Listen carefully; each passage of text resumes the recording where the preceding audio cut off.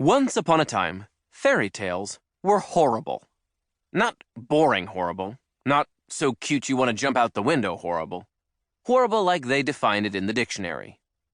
Horrible, adjective, causing feelings of horror, dread, unbearable sadness, and nausea. Also tending to produce nightmares, whimpering for one's parents, and bedwetting. I know. You're thinking, fairy tales? Horrible? Please. I get that. If you've been raised on the drivel that passes for fairy tales these days, you're not going to believe a word that I'm saying. First of all, you're probably used to hearing the same boring fairy tales over and over and over again. Today, children, we're going to read a Cinderella story from China. Today, children, we're going to read a Cinderella story from Madagascar. Today, children, we're going to read a Cinderella story from the moon. Today, children...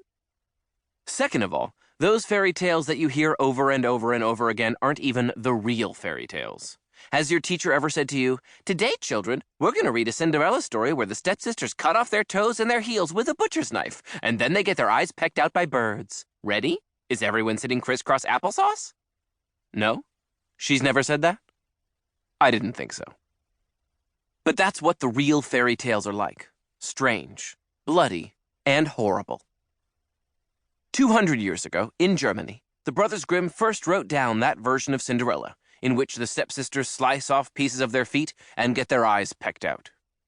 In England, a man named Joseph Jacobs collected tales like Jack the Giant Killer, which is about a boy named Jack who goes around murdering giants in the most gruesome and grotesque ways imaginable. And there was this guy called Hans Christian Andersen, who lived in Denmark and wrote fairy tales filled with sadness and humiliation and loneliness. Even Mother Goose's rhymes could get pretty dark. After all, Jack and Jill go up a hill, and then Jack falls down and breaks his head open. Yes, fairy tales were horrible, in the original sense of the word.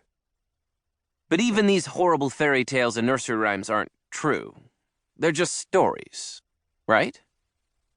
Not exactly. You see, buried in these rhymes and tales are true stories of true children who fought through the darkest times and came out the other end, stronger, braver, and, usually, completely covered in blood.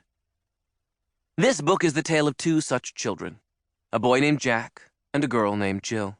Yes, they do fall down a hill at one point, and yes, Jack does break his head wide open. But there is more than that. There is a beanstalk. There are giants. There might even be a mermaid or two. Their story is terrifying. It is revolting. It is horrible. It is the most horrible fairy tale I have ever heard. Also, it is beautiful. Not sweet, not cute. Beautiful like the gray and golden ashes in a fireplace.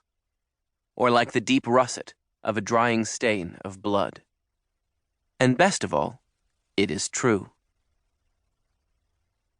Now, let me just say that if you happen to be the kind of person who actually likes cute and sweet fairy tales, or the kind of person who thinks children should not read about decapitation and dismemberment, or, finally, if you're the kind of person who, upon hearing about two children wading through a pool of blood and vomit, runs out of the room screaming, you don't need to worry. This book is for you. There is no decapitation, dismemberment, people without clothing, or pools of blood and vomit anywhere in this book. At least, not anywhere in the first few minutes. Wait, you're probably asking, what was that about people without clothing? Nothing. Moving right along.